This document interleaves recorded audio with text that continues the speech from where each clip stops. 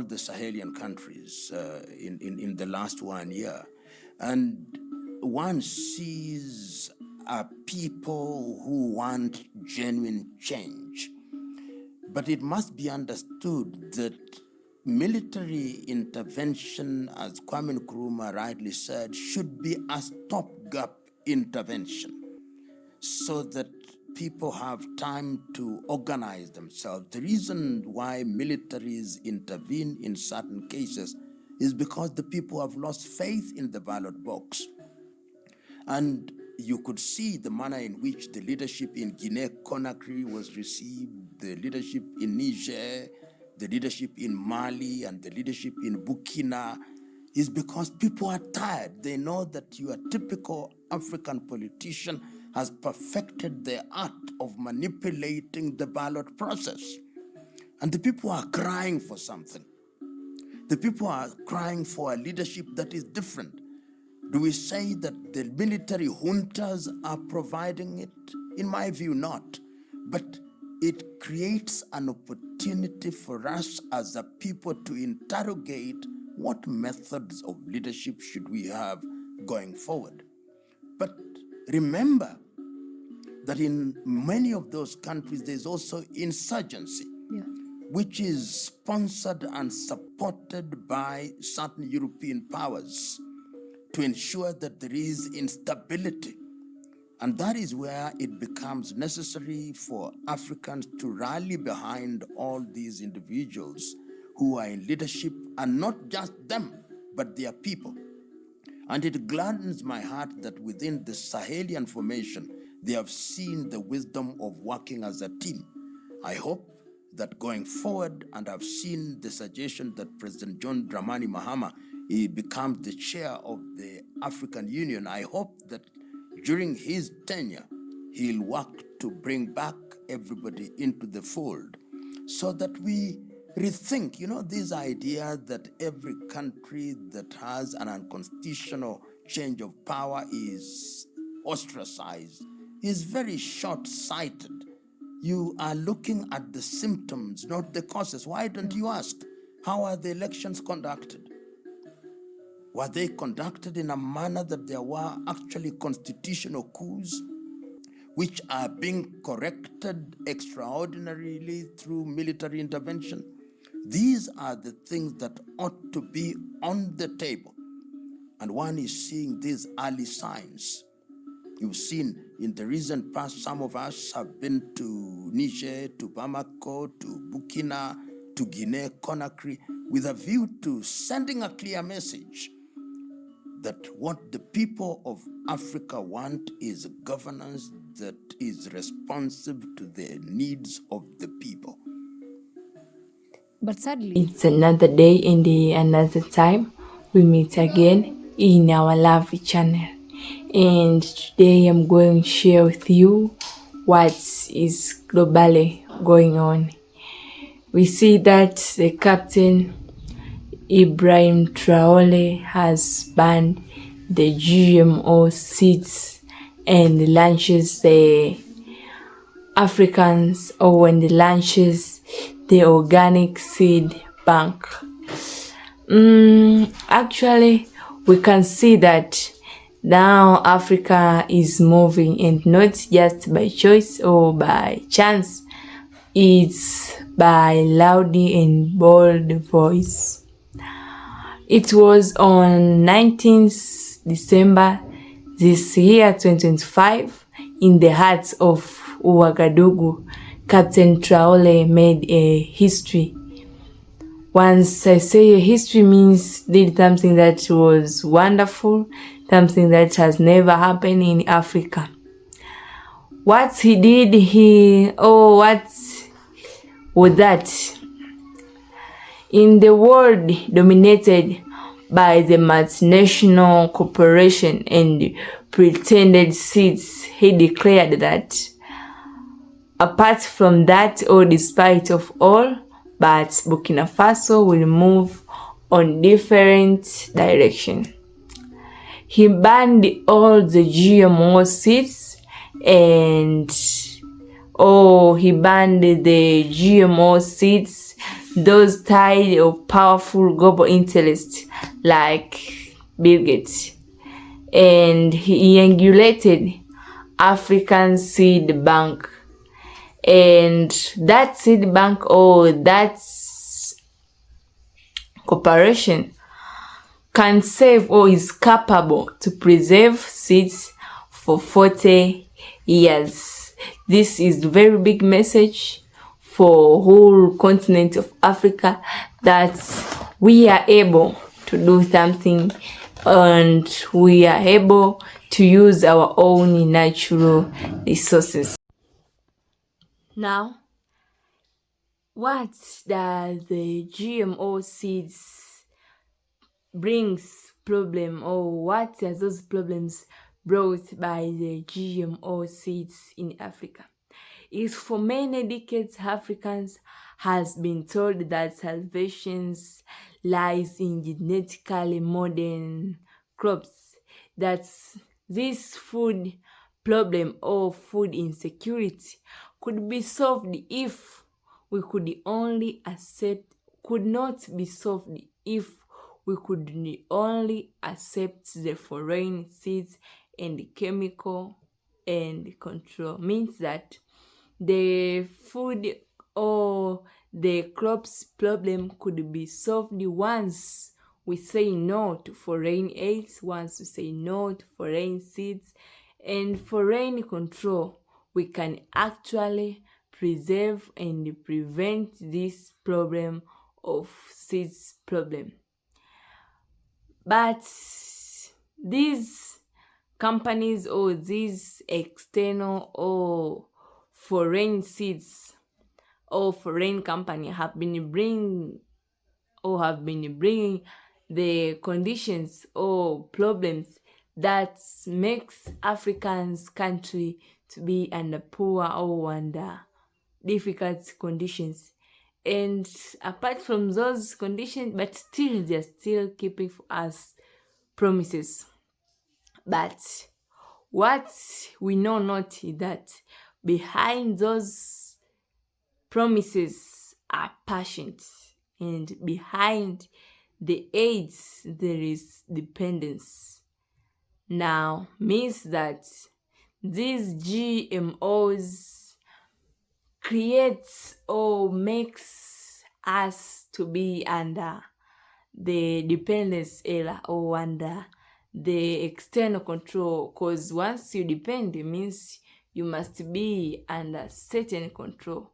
Once if you agree to be controlled, it means you are dependent, means you depend on others to save you, depend on others to give you something. So it means these countries like Nigeria, South Africa and Ghana were receiving these GMOs. Now what happened? The cotton crops that failed, and farmers ended in debt, soil poisoned by chemicals. So we can see there were many problems that were brought by GMO seeds. Now, Captain Ibrahim Traoré has refused that to happen in Burkina Faso. Thus, he has decided to stop and prevent the GMO seeds from entering in Burkina Faso. Now, to avoid this to happen in Burkina Faso, Captain Ibrahim Traoré decided to do something that was very important, the thing that was very great and unexpected by the most of the people. It was on 19th December this year 2025, in front of government officials, in front of researchers and farmers. Captain Ibrahim Traoré, he inaugurated the Bank of Photogenic Gases. This is a security facility that was designed a store that will preserve a natural or a native organic seeds for future generation. and this it can preserve the cereals for 40 years. Now, he decided to do so because he know what he does is very important and is very needed by most of the people, and it will bring development at the end, because dependence is not good at all, because it's the one which makes Africans nation still poor until this moment. Now, let's come why this matters, or why this goes to all Africans. Actually, Africa has contained or has held 60% of the arable land in the world. Means 60% of land that is used for farming is found in Africa. Now, what if this land will be destroyed by chemicals? Means this 40% will be enough to save the whole world? No, that is impossible. This 40% which has remained will be able to save for the raw material, food crops, cash crops. Actually, it's not enough.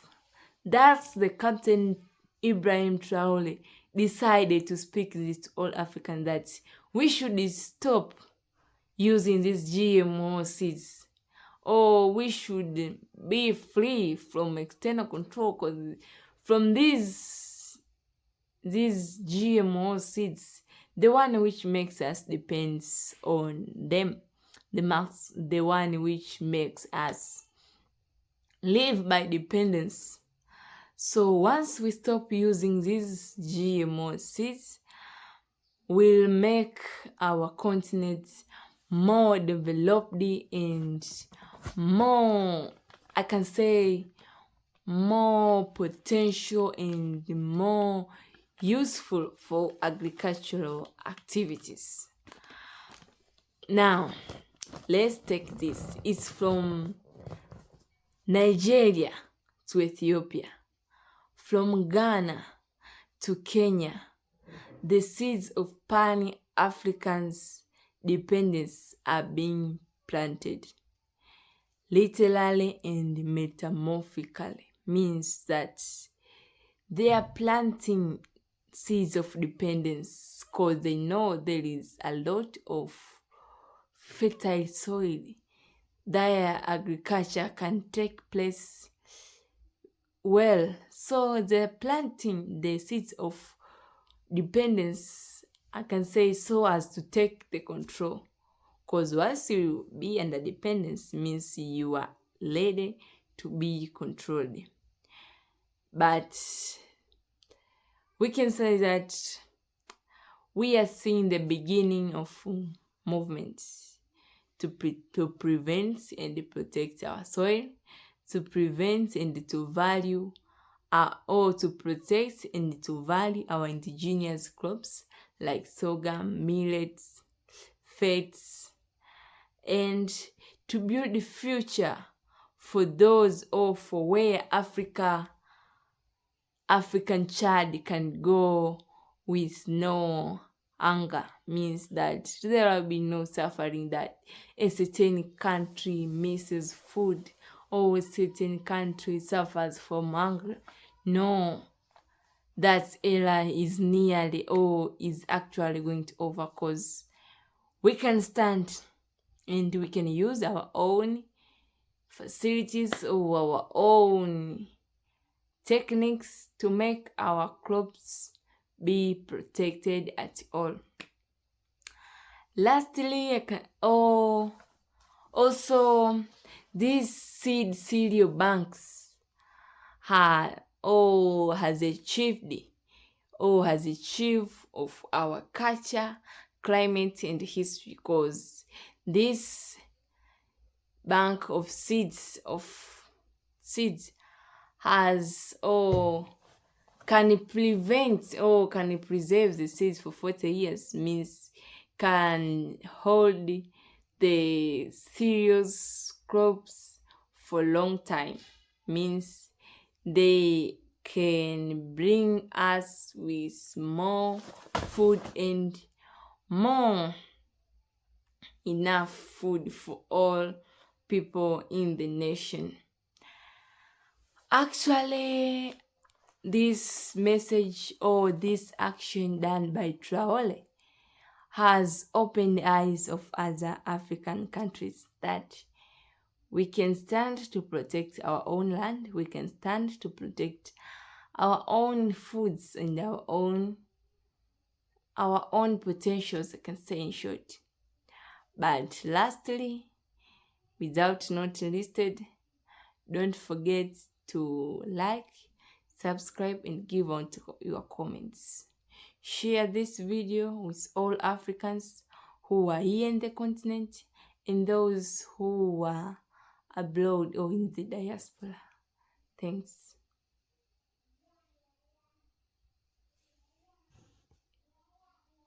Thank you, Africa.